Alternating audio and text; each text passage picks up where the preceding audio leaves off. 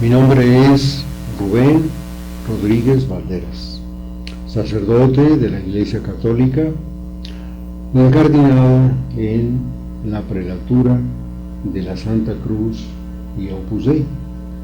Soy profesor de Historia de la Iglesia, especialmente de la Iglesia en México, en el Estudio General de la Prelatura del Opus Dei. Antes de disertar sobre este tema que me han pedido de los niños mártires, quiero agradecer a Yo Influyo la tarea tan bonita que está haciendo de dar a conocer tantas noticias tan importantes de nuestro país y en concreto hablar de la canonización de los niños mártires Cristóbal, Antonio y Juan. Bueno, antes de entrar directamente en el tema, me parece que tenemos que recordar algunos conceptos que lamentablemente a veces no tenemos en cuenta y que debíamos conocer todos los mexicanos: la gran valía histórica de nuestro país.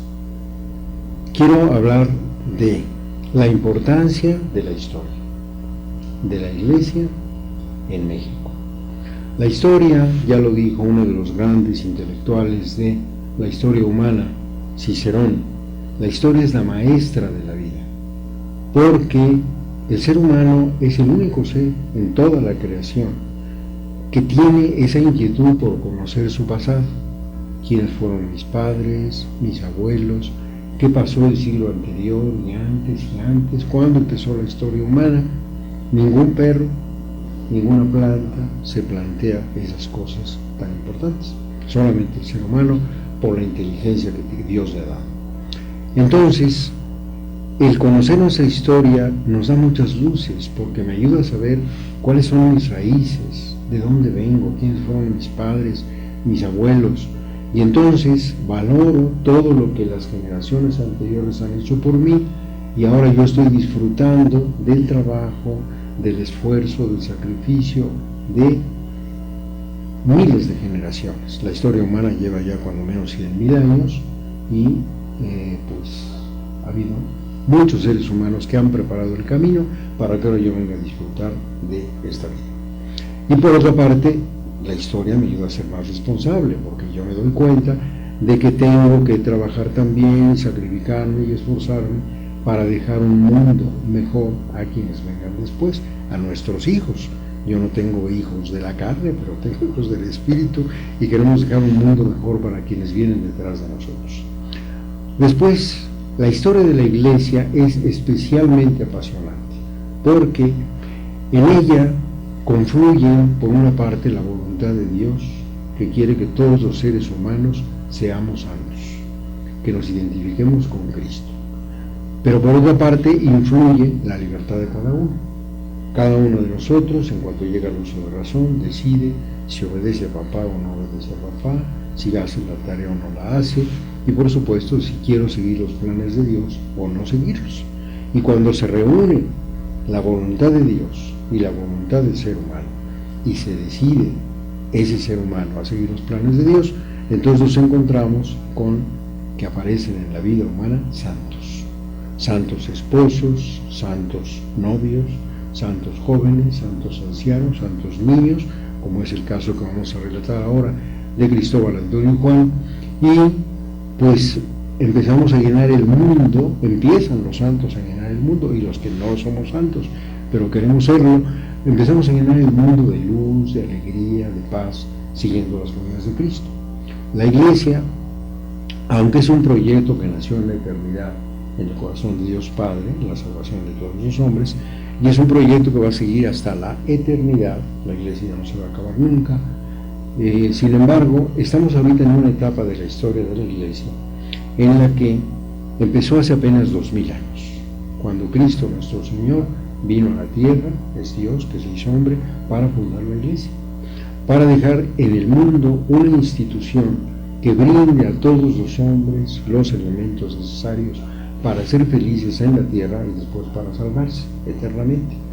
La doctrina de Cristo, los sacramentos de Cristo, el perdón, la confesión, el bautismo, la Eucaristía, el poder comulgar, el matrimonio católico, son los tesoros que ayudan a la gente realmente a entrar por caminos de santidad. Y con esa gracia de Dios, la Iglesia pues, ha hecho grandísimas aportaciones a la humanidad. La Iglesia está actualmente en los 70 países del mundo, 270 países del mundo. Ni siquiera las grandes transnacionales están en todos los países, la Iglesia sí. La Iglesia inventó lo que ahora llamamos educación primaria. La Iglesia, hombres de Iglesia con fe cristiana fueron los que inventaron la universidad. La Iglesia ha inventado los hospitales, los asilos de ancianos, los orfanatorios, etcétera, etcétera. Ha creado familias encantadoras en que los esposos se aman a sus hijos, etcétera. Y nos ha dado muchos ejemplos de santos, como son los niños mártires de Tlaxcala. Finalmente, la historia de la Iglesia en México es más apasionante todavía, porque México es un país con una riqueza histórica, una riqueza cultural como ningún otro país de América. En nuestro país hay asentamientos humanos, seguro hace 15.000 años, y según algunos expertos hay pruebas de que hace 30.000 años el ser humano está en estas tierras de México. Y México, el México actual, nace de dos raíces increíbles de razas distintas que chocaron terriblemente, pero después se unieron. Por una parte, las etnias mesoamericanas, que impresionaron al mismo Hernán Cortés, que le escribe en su primera carta de relación a Carlos V: Su Majestad, tiene usted que enviar a santos a evangelizar a estos indios, porque estos indios rezan más que cualquiera de nuestros frailes, se sacrifican más que cualquiera de nuestros frailes. Y entonces, cuando estos indios adoren a Jesucristo, los verá usted hacer grandes milagros. El pueblo de México ha hecho muchos milagros que tendríamos que conocer a fondo. Es un pueblo lleno de cultura y lleno de amor a la familia, que hay que valorar y ayudar a que siga ese desarrollo tan importante. Por otra parte, la raíz española. Cuando los españoles llegaron a México, eran el país más poderoso de todo el mundo, era el imperio donde no se ponía el sol, porque abarcaba gran parte de Europa, toda América y las Filipinas en Asia. Nunca se ponía el sol en el imperio de Carlos V.